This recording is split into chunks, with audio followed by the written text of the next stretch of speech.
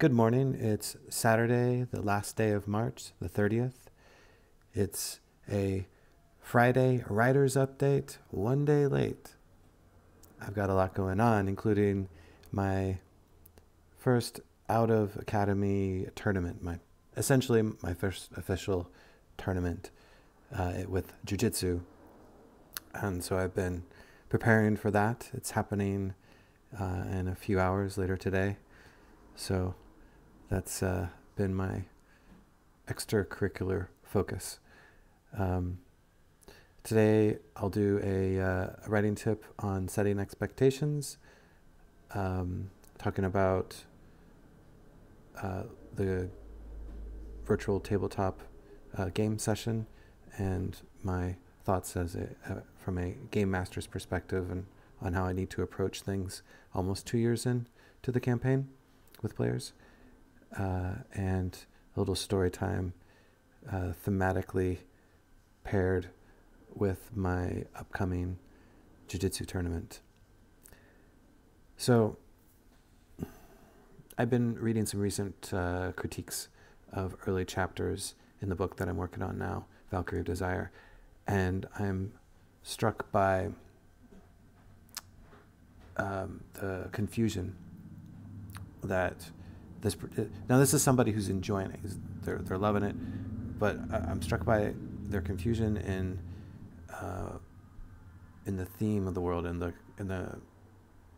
setting. They're thinking, oh, it's kind of like the Viking era. Oh, it's like this. Okay, now it's like a 1950s rock. So just how important clothing styles are, those little details that I'm not focused on. I've got an idea of what the world looks like, so I'll throw in some details, but I need to go back and make sure that these details are building a coherent, consistent world in the context of the experiences of most readers. So if I have medieval weapons and a 1950s clothing style that's jarring, what accounts for that? Maybe take a little time to match everything up and smooth things out. So it's a subtlety. It's a kind of thing you can fix with I think relatively small edits, which is where I am. I think the especially the early chapters are pretty good. So it's those little things just to keep people. It's such a tricky thing. If you can get a reader immersed, they can be forgiving. They can be pretty forgiving as they move forward because they're attached. They have stakes in the story, and they want to give you the benefit of the doubt once they're inside, once they've committed. And I need to make that as easy and as tantalizing as possible. It's like it's a relationship that or a seduction for someone to spend that 10, 11 hours to read a book. It's not easy these days. I'll also tease with short stories. I'd like to write a few that relate directly to the novels.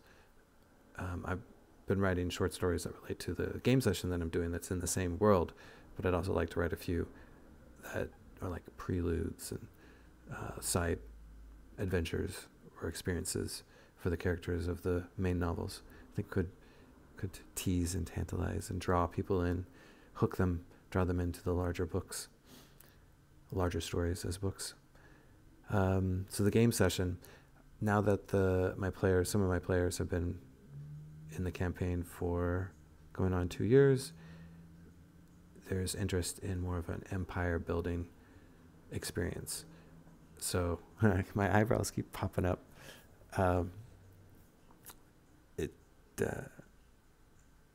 Yeah.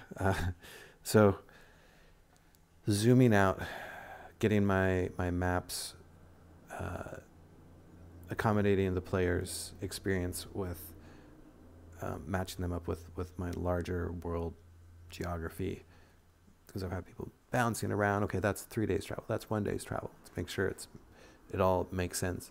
Maybe little adjustments where I've made an error in time and travel. But it's a bit of work, but I think it'll be fun. Like cooperative storytelling also means cooperative world building. So I'll take into account all the adventures and experiences as I zoom in and zoom out, adding detail and near and around where they've been campaigning, and the surrounding areas, which have forces that other powers that are now influencing the nation that the party is building. Right now it's a few towns, but the ambitions are clear, I think. And also making sure the timeline makes sense, what they've experienced and what they can expect, just because we've been playing in player time for almost 2 years, but in game time it's only been a few months, which is to be expected. But it'll allow for leaps in time.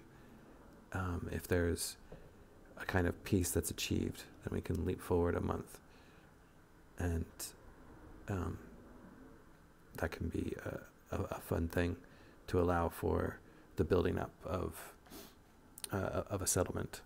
I'm thinking Reincarnated as a Slime, which is a great anime. Just check it out.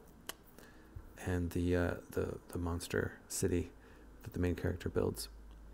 It's pretty fun concept. Okay, story time.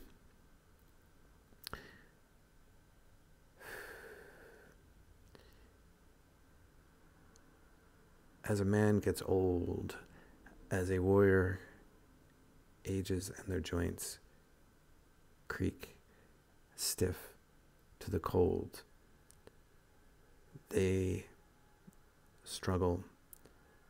They rely on the furnace of pride to get up, to stretch, to move. There's an anger and resentment at the pain, at the little strains.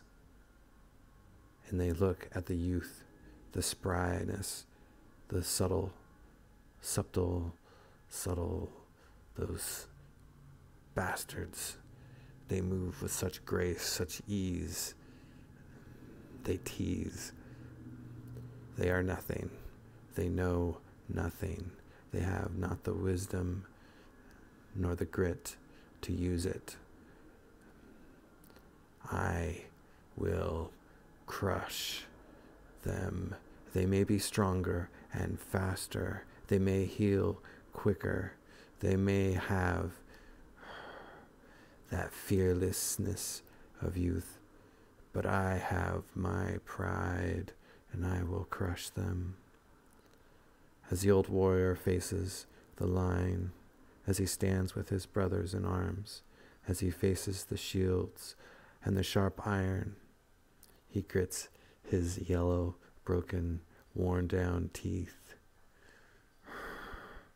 His peppered beard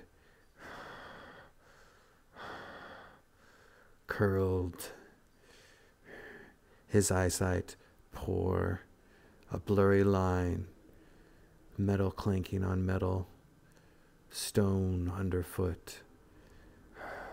He's panting, and they charge, they run. It is glory, it is momentary. And he dies with pain, with a blade in him, but his blade is in someone else. He dies, and that pain is nothing. That pain is welcoming. It is no more than the strain of his body in the morning.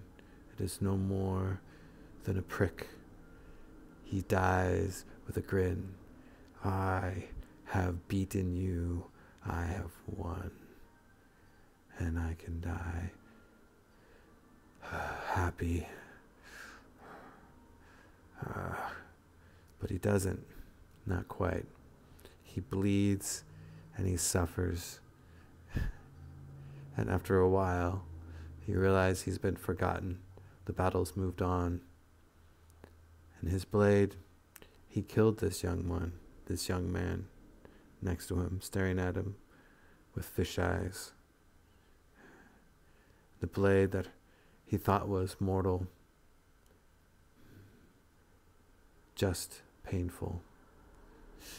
Now he has to get up, and he's weak. He doesn't want to. He wants someplace warm.